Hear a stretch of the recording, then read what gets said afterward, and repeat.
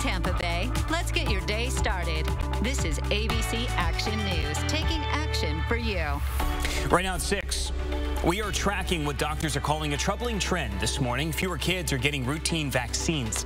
Right now at 6, we're digging into a new report, plus taking a closer look at why the numbers are dropping. And this is a site that we've seen so many times, flooding on Bayshore Boulevard in Tampa. Coming up, the move by the city to fix decades-old infrastructure that should keep this from happening as often. But first, I want to check in with Greg D to see if there's any rain in the forecast today. Good morning, Greg. Hey there, Gia. Unfortunately, not a lot of rain, and that means a lot of heat. Folks, this is going to be one of the hotter days we've seen in the last week, and that's because the rain chances are pulling back, and that means more sunshine. It's actually already starting really warm in Tampa this morning. Again, for the second day in a row, the warm spot at 77, 74 in St. Pete, 73 in Davenport, and 67 over towards Wauchula, Winter Haven, 68, Lakeland, 70, and 68 up towards Brooksville. So there are some cooler locations away from the coast. Radar's nice and quiet. Skies are clear. And unfortunately, they're going to stay clear for a long time today. Those temperatures soaring quickly. So Tampa gets up into the 90s for 3 to 4 hours today. If you're east of town, we could see places like Plant City hit 94 or 95 degrees later in the afternoon. There is some relief, though, as we get into the weekend. Unfortunately, it's going to come in the form of rain. A look at it in your 7-day forecast. That's just ahead. James. All right, thank you, Greg. First up here, we're working to find out more after a deputy ran over a woman who was laying on the beach in Pinellas County at St. Pete Beach. Happened yesterday just after 1 p.m. Officials say a sheriff's deputy was parked on the beach in his patrol car talking to pedestrians. When he was dispatched to a call at another location, he made a right turn and hit that woman who was just lying on the sand. The woman was hurt, but will be okay. This morning, a candidate for Florida Attorney General says if he's elected, he won't prosecute people for having abortions if the procedure ends up being banned entirely in the state. Daniel Uhlfelder wrote on Twitter that he wouldn't under any circumstances prosecute a woman for having an abortion, nor a doctor for providing one. He's a Democratic candidate for Attorney General going up against current Attorney General Ashley Moody. It comes after the bombshell leak from the Supreme Court showing the High Court could be looking to overturn Roe v. Wade. The Washington Post reports the White House is looking at its options, although they're limited without Congress getting involved. So while I can't at this point give you a preview of what we would do in response to a hypothetical final opinion, what I can tell you is that we've already seen states restrict, right, and across the country. Overnight crews installed higher fences around the Supreme Court building in Washington after days of protest. The city of Tampa wants to spend $12 million to fix this flooding on Bayshore Boulevard. City leaders hosted a meeting earlier this week to talk about a project to turn an above-ground pumping station into a below-ground one. Here's an example of that station right here. They want to put this station across the street from the Monte Carlo Towers where the current above-ground station sits. The city's P director says the original pumping station was built in 1955. It is nearing the end of its life cycle. The project's slated to begin next June. There's a new warning for parents this morning. Doctors are urging you to make sure that your child is up to date on their routine vaccines. Doctors are worried about the resurgence of diseases like polio and measles. It comes as the CDC reports fewer kids got their required vaccines last year, dropping again for the second year in a row. ABC Action News reporter Larissa Scott joins us live in Tampa this morning, taking a closer look at the reason behind the drop. Good morning, Larissa. Hi, good morning, Dia. Doctors tell us this is a troubling trend, one they're now working to turn around because if they don't, it could have consequences for all of us. I cannot understate how important it is that we get vaccinated and we do our best to protect against these diseases. The CDC reports that a lower percentage of kindergartners received required vaccines last school year, down to 94%, another percent lower from the year prior. I actually saw a case the other day of tetanus. In this day and age, you should never see a case of tetanus, and a death from tetanus is just awful. You know, completely preventable and a horrific way for a child to die. Experts think this decline in routine vaccines could be caused by two factors. One is a lack of access to the doctor due to the COVID-19 pandemic. People wanted to make appointments. It was hard to get in. Plus, there was some hesitancy. Nobody wanted to go to a doctor's office that was filled with COVID patients. Researchers believe another factor is vaccine hesitancy caused by social media. Vaccine hesitancy has been around for decades, but what's different right now is the use of social media to spew misinformation. So I don't want parents to have any hesitancy advocacy about routine childhood vaccines. There is an incredible amount of data out there about those vaccines.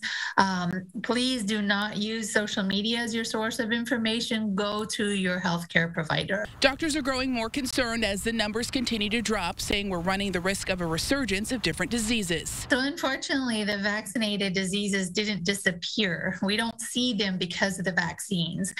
During COVID, we saw a resurgence of polio, not in the US, but in other countries, but it absolutely could come here. Polio exists in water. It exists in other countries. It can jump on a plane. We were this close to getting rid of polio, this close, and this caused a resurgence. Health officials tell us that the number of kids who don't get routine vaccines drops below a certain percentage. It can impact everyone regardless of vaccination status. People who are vaccinated, the vaccines only have a certain amount of efficacy. So we have to get to around 95% of people vaccinated to prevent spreads of measles. And so if we drop below that threshold, anybody can catch measles. Some of those individuals who are vaccinated, that vaccine is not going to work for them and they can catch measles. And we will, of course, continue to keep you updated on this developing story. For a link to the full report, head to abcactionnews.com. I'm live in Tampa this morning. Larissa Scott, ABC Action News. Thank you, Larissa. Happening today, the city of Tampa is talking about noise once again, and today the council is expected to take a final vote. The city council is discussing a plan to reduce sound in the Channelside district. Council members say they're considering the needs of restaurants and bars and also the needs of residents living in the area. Some of them have complained about the noise. The plan would look for excessively loud noise in the area, but they wouldn't use a decibel reader to determine who's in violation. Fines wouldn't start until after 5-minute warning to bars and restaurants. Back in 2020, we told you the bar Park and Rec faced a lawsuit in Channelside over its noise. We'll keep you up to date, let you know what happens with today's vote. Some rough weather to show you here. As new video shows you the impact tornadoes can have in just mere seconds. Security cameras caught this EF3 twister here. I mean, it's really close to the camera. Take a look. This is in Andover, Kansas. It ripped through the suburb, impacting more than 100 structures in just minutes. And yesterday, Texas and Oklahoma saw a series of tornadoes as storms rolled through the south. Here we are in the town of Maud, Oklahoma, where several tornadoes touched down. This is when it touched down on a marijuana farm. There were reports of damage across the states, including widespread damage to homes and businesses in Seminole, Oklahoma. 7 minutes after 6 now. Local electric companies are looking to raise rates for all customers so they can pay for upgrades to their hurricane protections. Tampa Electric, Duke Energy, Florida Power and Light all have proposals requesting millions of dollars. This would mean increases for customers if the Public Service Commission approves the proposals. They're calling for underground power lines and other upgrades to enhance the electric systems in order to reduce outages in a storm. Moffitt Cancer Center just announced a new $2 million federal grant. It will help Moffitt advance the use of artificial intelligence to battle cancer. U.S. Representative Kathy Castor announced that $2 million grant using federal money. All the money will go to cancer research elements. They hope this helps with detection, treatment, and the prevention of cancer in the future. Tampa Bay Lightning, they bounced back in a big way. Wednesday night, got out to a big lead, scoring 5 goals in the first 26 minutes of the game, and they held off a late rally by the Toronto Maple Leafs to even the first-round playoff series at 1 game apiece. Now the series heads back to Tampa with Game 3 Friday night. Head coach John Cooper says the Lightning had to change their mindset going into this past game. You have to make it personal, and you have to, whatever you do is create an anger inside and a want to, whether your want is to win or your want is not to lose. Victor Hedman, the star of the game, scoring and putting up 4 points. The Lightning still haven't lost 2 straight playoff games since that 2019 sweep to the Columbus Blue Jackets. We don't talk about that anymore. We don't have to. Yeah, it's that. About that and Bruno anymore. Yeah, that's our Bruno right there. There you go. We cover the entire audience exactly. there. Look, they're very resilient, and that just goes to show you that they come back strong after losses. The playoff experience in this team, very good. We both wear blue today. We were blue. They talked about, too, you know, they take it game by game, but it's a long game. Remember, we talked earlier today, it's not how you start, it's how you finish. Yeah. So, yeah. Got to win 4 series, Greg. Yeah. It is a long haul. But you know what? I'm glad to see them come back with 1 win from Toronto. Now we've got the advantage. It's back in our corner. Another game coming up on Friday. I know the fans are going to show up big at that watch party at Amalie Arena. May have to get down there and kind of see what the energy is like on Friday night. It's going to be exciting. Good morning, everybody. Live look outside as we take you out towards our ABC Action News studios, looking out towards generally the West Shore area, out towards the airport. Looking pretty good. Clear skies overhead. Traffic this morning covering those duties as well. Got one report of an accident. This is in Citrus Park, right near the mall at Gunn Highway. Not really seeing any delays around that at all. Was watching something earlier in your I-4. That has now cleared. The rest of our roadways are actually looking really good. Take a look at the drive times heading southbound on 275. Beers to I-4. It's an 8-minute drive. Hillsborough to I-4, just 2 minutes. And in fact, that is where Live Drive is this morning. Getting on 275 in Sulphur Springs, crossing the Hillsborough River and heading right down past Sly into downtown. Traffic is starting to pick up, but so far that roadway is looking clear. Current speed right now heading just under 60 miles an hour as we make your way into downtown Tampa. Dia? Thank you, Greg. More issues for Florida homeowners. Another insurance company is leaving the market. The issues that many now face and why shopping around is almost impossible. I think that these moments of new media disruption are really dangerous in international affairs. So-called fake news forcing people to pick sides even in international conflicts. The lies being spread and the reason many aren't falling for them. When we come back. Well, behind us are new satellite images of the city of Mariupol, one of the cities hit the hardest in the crisis in Ukraine. As we watch tragedy after tragedy unfold there, we're seeing parallels to another war 120 years ago, and the city of Tampa was in the center of it all. ABC Action News reporter Michael Paluska got a look at a new exhibit that shows how fake news, propaganda, and clickbait were just as dangerous then as they are for the Russian invasion today. We have all of these correspondents at the Tampa Bay Hotel with officers packed in together. Embedded. Yeah, they're all waiting to go to Cuba. Charles Groh is an associate professor of history at the University of Tampa and the guest curator for Stop the Presses, Fake News in the War of 1898, an exhibit taking viewers back in time to show how journalists sensationalized the Spanish-American War to sell penny papers. Yellow journalism was the clickbait of their time, and the explosion of the USS Maine became a rallying cry for war. It's a larger paper. There's multiple editions throughout the day. You can have these big headlines that are designed to draw attention. It's kind of a graphic revolution is what we're talking about. There's illustrations, there's photographs, there's things to hopefully engage your interest. As bombs fall in Ukraine and innocent civilians are killed, our social media feeds are full of the pain and suffering. At the same time, Vladimir Putin continues his propaganda and misinformation campaign, denying that his soldiers are committing war crimes and killing civilians. I think that these moments of new media disruption are really dangerous in international affairs, and that's what we've been living through for recent years. Nick Call is a professor at the Annenberg School for Communication and Journalism at USC. He says while the Kremlin continues to spread lies, the world this time around isn't falling for it. I think you're seeing the limits of propaganda in this campaign. And to me, that's part of why this is significant. That everybody is calling Russia on its disinformation this time round. So maybe if you understand the history of events like the Spanish-American War, you can approach what's happening now with a little bit of humility and a little bit of understanding of how it's possible for entire populations to be whipped up and misled. In Tampa, Michael Paluska, ABC Action News. Okay, time now 6:17. Here's a look at some of your top stories. The Ukrainian military reports that nonstop shelling at the steel plant in Mariupol. An advisor to the mayor there said nearby homes needed to be evacuated without warning. Hundreds of people remain trapped inside that steel plant, including women and children. Today we could get a second look at the job market with weekly jobless claims. First-time applications for unemployment are trending near record lows, indicating a tight labor market. The report comes a day before the monthly monthly jobs report is set to come out. President Biden issued a disaster declaration for fire-ravaged parts of New Mexico. The declaration provides financial resources for the state hit with this devastating wildfire since last month. One fire currently threatens more than 15,000 homes and has destroyed about 170. Another fire killed 2 and destroyed 200 structures back in April. Later this month, state lawmakers are returning to Tallahassee to address rising property insurance rates. On Wednesday, we learned another company, Lighthouse Properties, was forced to shut down operations, leaving thousands of homeowners uninsured.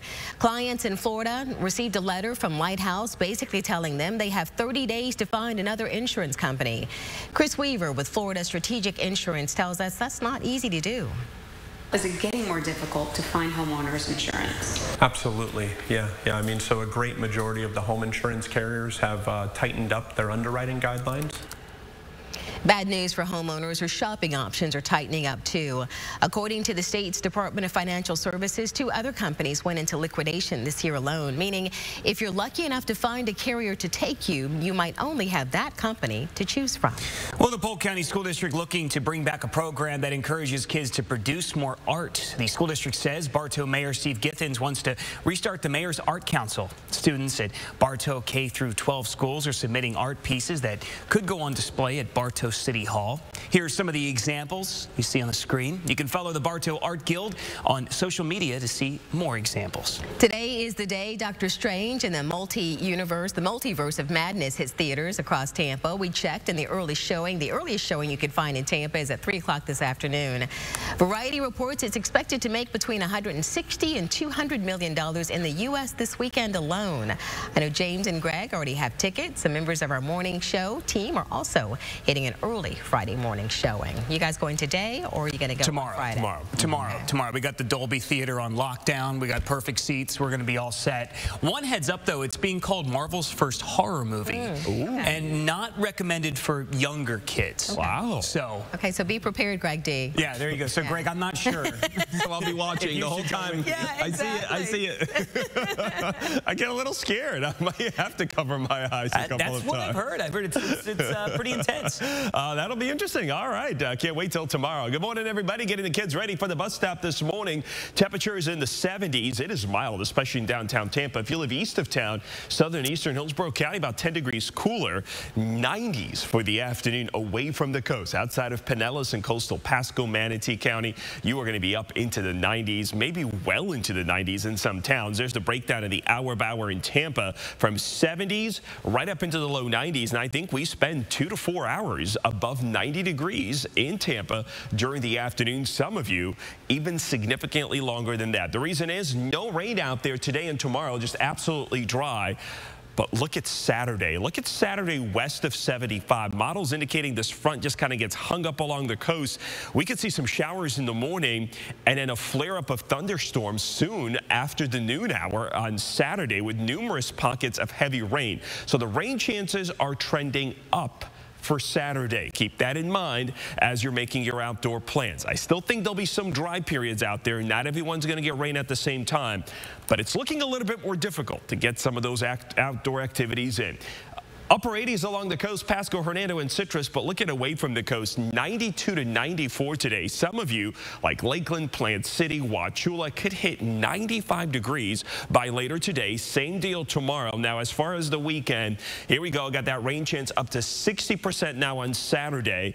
Could be widely scattered in the afternoon. Maybe a break Saturday night. And Sunday, though, is looking better. A lot of the rain moving away after some morning showers, staying hot and dry as we head into next week. James? All right, thank you, Greg. Were you thinking about getting flowers for Mom on Mother's Day? It's this weekend. The reason you might have a hard time finding them coming up. And TurboTax might owe you some money. The reason signing up for its free service could mean you're eligible for a refund. It is 6:24 now. New this morning in our Price of Paradise series, we told you how Bay Area home prices have skyrocketed recently. But if you're looking to sell, new numbers show this is the best month to do it. Best month. Take a look at this. According to real estate data firm ADA, the 5 best days of the year to sell to get the greatest seller premium above market value are between May 16th and May 27th. It's because families relocating want to move in before school starts in August.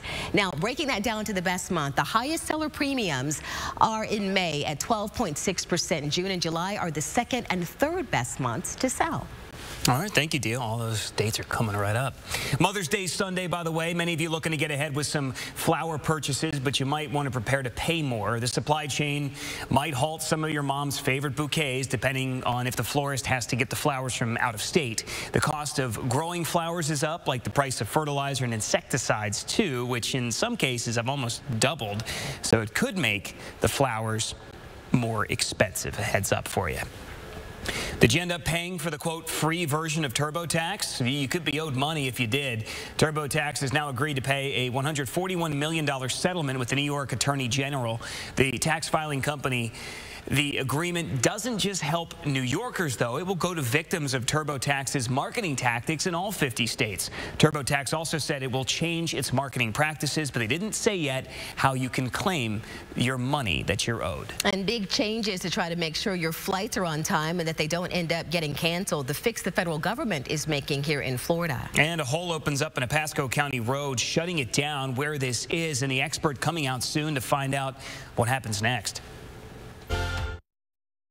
Good morning, Tampa Bay. Let's get your day started. This is ABC Action News, taking action for you. Now at 6:30, chaos at a school board meeting forces board members to shut it down immediately. The two topics that kept coming up during public comment that led to frustration. All right, and also coming up, talk about a Disney going on between the governor and a battle between the governor and Disney. It's heading to the courts. The new third party that's getting involved and the reason why. But first, we'll send it right over to Greg D, who has a look at your forecast. Help me here, Greg. Looking really good out there, James. A smooth sailing on this Thursday. Good morning, everybody. We are starting off with mainly clear skies all across the region. A beautiful start, but a mild one, especially over towards downtown Tampa, where the temperatures have been hovering in the mid to upper 70s all morning long. Now, you do get a little bit of a benefit living farther away from the water this time of year. Inverness, Crystal River over towards Brooksville, Wauchula, Zolfo Springs, all in the upper 60s right now. As we go into the afternoon, temperatures hot, rain chances down, the sun out. We're talking low 90s for the afternoon, with some of you potentially getting as hot as 93 to 94 degrees as we go into later today. Now, there will be a couple of chances for a couple of pop-ups today, but I think all of those are away from the coast east of I-75. I'll look at that in your complete forecast later. I can honestly sit here and tell you I've never had a headache as bad as I had that particular day. For that Tampa father, that pain never goes away. He's one of two parents that we spoke with that lost sons to gun violence in the past few years.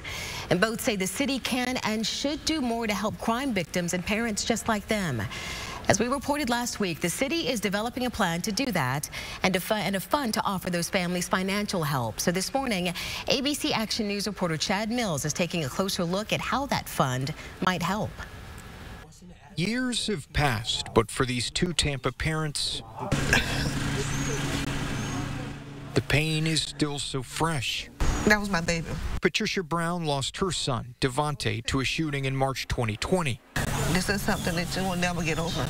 And Johnny Johnson lost his son, Jaquan, to a shooting on New Year's Day, 2017. I'm not going to say I'm sorry because this is a natural reaction, you know, and I would love for people that go through stuff to stop saying they're sorry because this is natural. Both parents say their losses were more than painful. They were life-changing, but life never stopped. Bills kept coming. The mortgage was still due. Didn't know what to do. I mean, I don't know where I was going to go. Brown turned to family for help. Johnson stayed afloat by selling his house. But to this day, both wish there was a better way. And that's Councilman Luis Vieira's hope, too. As an elected official, I can't be silent on this issue. Right now, he and the city are studying better ways to help crime victims or their families, and that might include an assistance fund that could offer taxpayer-supported payments to parents like these to help them with bills or funeral expenses. You know, that's what government's here for. Government is here to do for the people what we can't do for ourselves. Oh, man. Parents like these... This is all I got. Say that kind of aid would never erase their grief. Stringing his hair. I plucked from his head inside his casket. But they say it would help a small ray of sunshine in an overwhelming fog of despair. Support is needed, and the definition of support is to hold up, uphold, or encourage.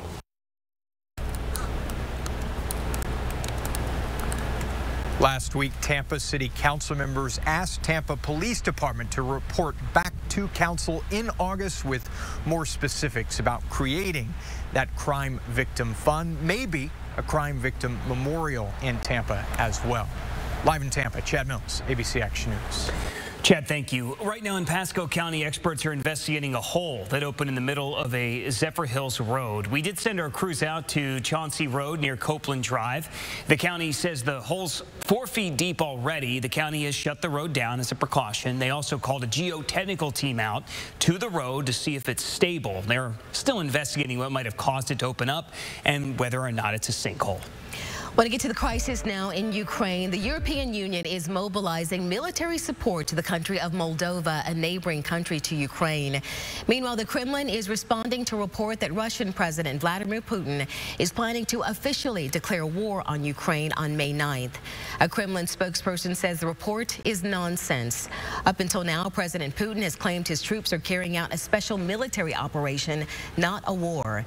It comes as Ukrainian forces report there's been nonstop shelling at a plant overnight in Mariupol, forcing people living nearby to evacuate. Federal officials looking to fix problems that airlines say could impact flights coming into Florida. Some of the biggest airlines say an issue at an air traffic control station in Jacksonville could cause major disruptions to flight routes this summer. It was something airlines have specifically cited as reasons for delays. Now the FAA is going to send more people to work in the air traffic station, which helps flights all across Florida. In Spirit Airlines' call to investors, they said they actually cut some future flights to Florida because of these issues with air traffic control. The FAA also said they'll do better to give airlines a heads up about space launches after they've caused delays too, and cancellations of flights when they're caught off guard. Sarasota County is sending a warning to boaters. The city is closing down a bridge crossing for repairs. The Blackburn Point Bridge will be closed to marine traffic. Drivers and pedestrians can still safely cross the bridge, which connects Blackburn Point Road to the beaches. The county says boaters should use the North Jetty or the Big Pass to get access to the Gulf. Okay, that's it. Clear the room, please. We're done. We are done. Clear the room. That's Tom Edwards, the vice chairman of the Sarasota County School Board, canceling a school board meeting mid-vote. Earlier in that meeting, board members got frustrated with public comments on critical race theory and banning library books. Two issues board members said that they informed the public were not on the agenda. When commenters complained about free speech rights, the board's counsel informed them that those rights did not cover disrupting government meetings. They also paused the meeting earlier when people started yelling from the back of the room. The legal battle between the governor and Disney over the Reedy Creek Special District takes a step forward. People living in Osceola and Orange counties are claiming in federal court that Florida is unfairly and illegally burdening them with extra taxes. Miami-based attorney William Sanchez filed a lawsuit. Sanchez is a Democrat running for Senate in November. He's arguing the state violated Disney's First Amendment rights and the rights of taxpayers by potentially dumping a private company's debt right into their laps. Florida has in its statutes a taxpayer bill of rights, which lays out the rights of each taxpayer to protect themselves. We do this in order to make sure all Florida taxpayers are represented in this battle, that we have a seat at the table and we're not just waiting back to see what the government and large corporations decide to do. The governor's office says it doesn't respond to ongoing lawsuits. The governor claims to have a plan that ensures taxpayers won't suffer any consequences because of this. Sarasota Memorial Hospital opened a second milk depot where local moms can donate their breast milk to premature babies. It's for babies whose moms can't produce their own milk. The newest milk depot opened yesterday on the hospital's Venice campus, and one mom who donated says it's personal for her. She gave birth to a premature baby in December and says this is an easy way that she can help. They make it very easy to drop off breast milk. They mail you bags and donor labels, and all you need to do is put it in the bag, put the donor label on it, freeze it, and then you can just pull right up and give them a call and then come out and grab it. Sarasota Memorial says there is no cost or compensation to moms who donate, but the gift is beneficial to babies. To learn more about the program, visit abcactionnews.com. The Scripps National Spelling Bee is returning fully in person for the first time since 2019. About to show you a video the last time it was in person. Hard to forget, 8 different spellers were all named champion back then. The national rounds of competition will happen from May 31st to June 2nd at National Harbor in Maryland. 234 spellers participating from a total of 5 countries, including Tampa's very own Bruhat Soma. Semifinals and finals will be televised and hosted by actor and director LeVar Burton. You can watch the competition live on ION and Bounce. Scripps is the parent company of ABC Action News. Cool. Good to have it back. Yeah, I interviewed a contestant who competed virtually last year, and he said, you know, it just wasn't the same. Not the same at all as all. You know, the excitement of being there and getting those words and watching the people next to you shake, that's what gets them going. Oh. Yeah, I'm sure it does. And not to mention the vetting you've got to do. I mean, if you're, you know, virtual, you don't want them looking at anything, Greg, right? Yeah, there's got to be some security measures. That stuff. Yeah, there's got to be some security measures in place. I can't watch the bee. It makes me way too nervous to see the little kids up there. All the pressure on them is just that one little kid. And I'm like, just spell it. These words that I don't even know what language they're from. Apparently it's English. I don't know. I've never heard of some of these words. Ask for the origin. That always helps. Yeah, that's true. All right, good morning, everybody. Live look outside this morning in St. Pete. As you take a live look outside, we've got beautiful sunny skies out there this morning. It is a gorgeous start to the day. I'm on traffic duty as well this morning, so let's take a look at the roads, show you what's going on out there. Earlier, we had an accident showing up on I-4 eastbound. That is cleared up. Now, there may be something new here near I-4 and 75. That just popped up in the last minute. I'll check in on it, tweet it if it's something important. Otherwise, driving into Tampa on I-4, I am seeing some slowdown. 75 to 275, it's a 13-minute drive. Selma connected 275, it's 5 minutes. That is a typical slowdown, though. It always gets bunched up this time of day.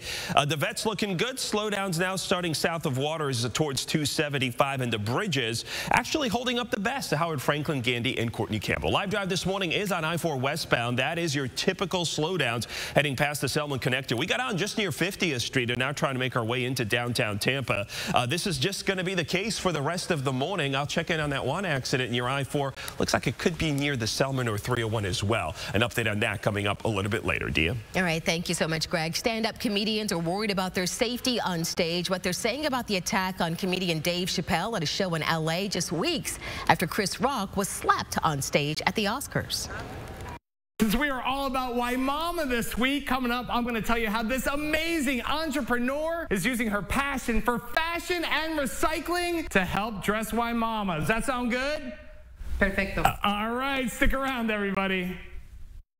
Advantage. Welcome back. Deputies in Hillsborough County want you to look at this video. It's really good quality, too. They say that this shows a couple of people taking trailers from a business. The thieves are believed to be involved in 4 different trailer thefts starting back in March. Detectives are looking for 2 suspects right now. They believe the truck used in these crimes is a tan Chevy Silverado with a 17-inch stock aluminum wheel. If you recognize the 2 men or the truck seen there in the video or the pictures, please call the Hillsborough County Sheriff's Office. Well, stand-up comedians are sharing concerns after yet another shocking onstage incident. The video that you're seeing right here behind me is from Dave Chappelle's live show. He was attacked on stage. It's still circulating on social media. A man in the audience rushes the stage. He tackles Dave Chappelle. That man is armed with a knife. You can see security there running after him. It happened just weeks after Will Smith, of course, walked on stage live at the Oscars and slapped comedian Chris Rock. Well, now we're hearing from stand-up comedians. They are worried that incidents like these might encourage audience members to think it's okay.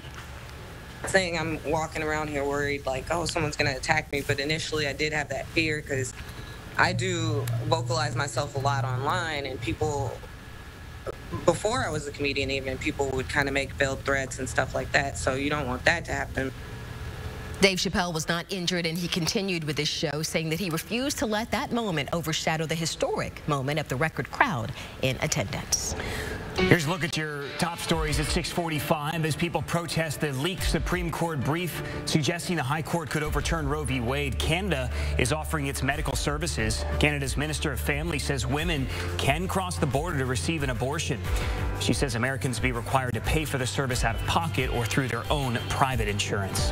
Health officials are watching a new COVID variant as cases and deaths continue to rise in some places. Information by Johns Hopkins University shows new daily cases are up 34% in the last 7 days. New daily deaths are up 54%. Well, take a look at the home that you see behind me right there. It's a $3.5 million luxury mansion in Central Florida. The 12,000 square foot mansion comes with 7 bedrooms, 11 bathrooms, a 4-car garage, all on 12 acres of land. And the Department of Justice says someone bought it with PPP loans that they got illegally. And this is just one example of this. The Middle District of the Department of Justice released new numbers showing how many people scammed the government out of COVID loans.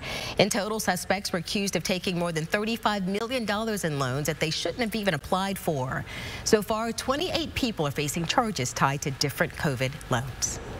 Well, good morning. Tampa Bay is heading to southern Hillsborough County tomorrow morning. We're on the road again. This time I'm highlighting all the people and places that make Waimama such an awesome place to live and work. I'll be live there all morning long starting at 5 o'clock. And our reporter Sean Daly, so pumped up. He went there a day early to spotlight a stay-at-home mom who turned her passion for fashion and recycling into a stylish new business.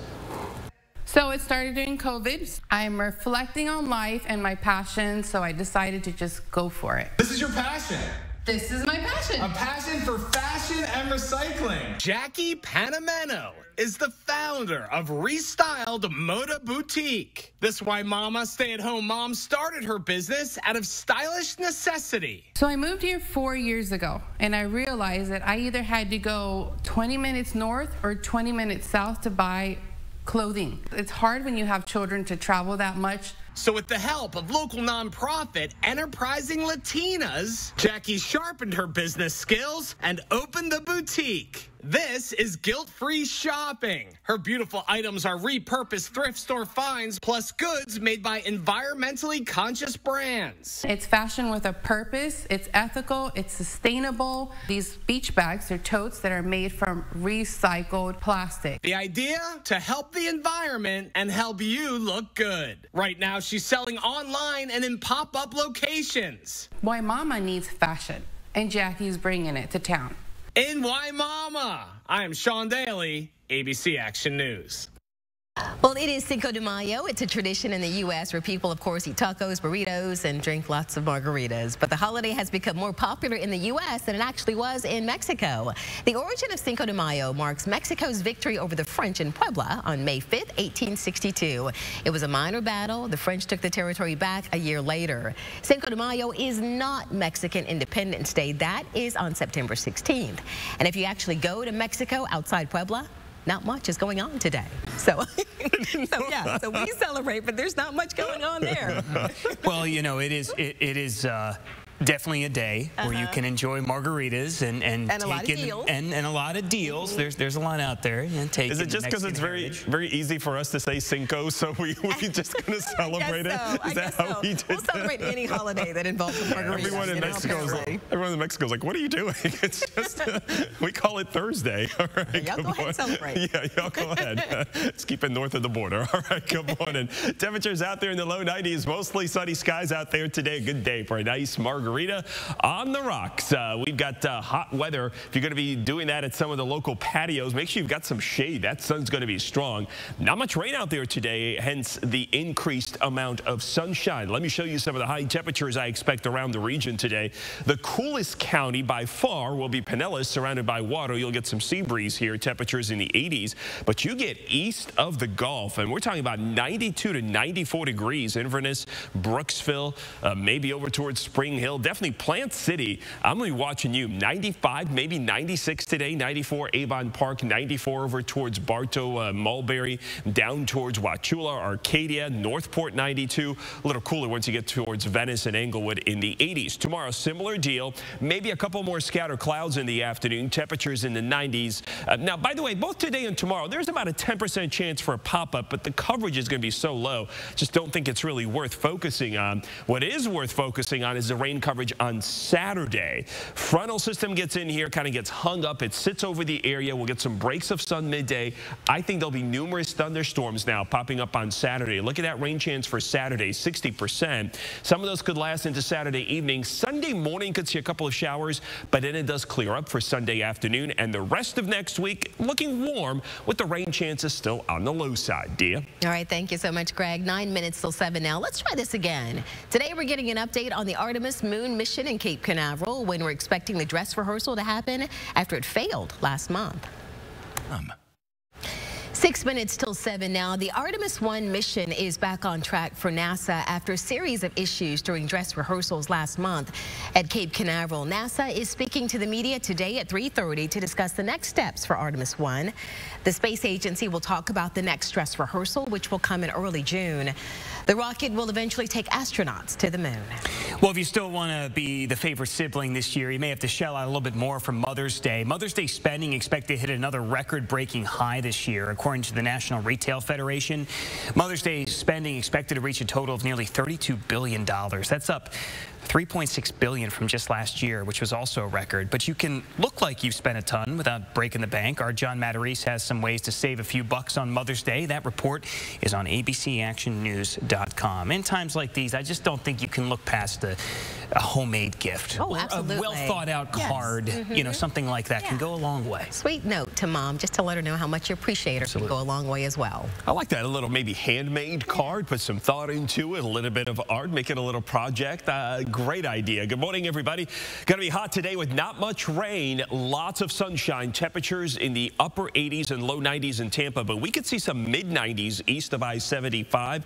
Officially about a 10% chance to the east of 75 as well. Dia? All right, thank you, Greg. More kids are missing routine vaccinations. Coming up at 7, the diseases we could see a resurgence of and why vaccinated people could even catch them. That's coming up on Good Morning Tampa Bay at 7 o'clock on ABC Action News Plus. Be sure to check us out on your favorite streaming device or abcactionnews.com. We'll see you there.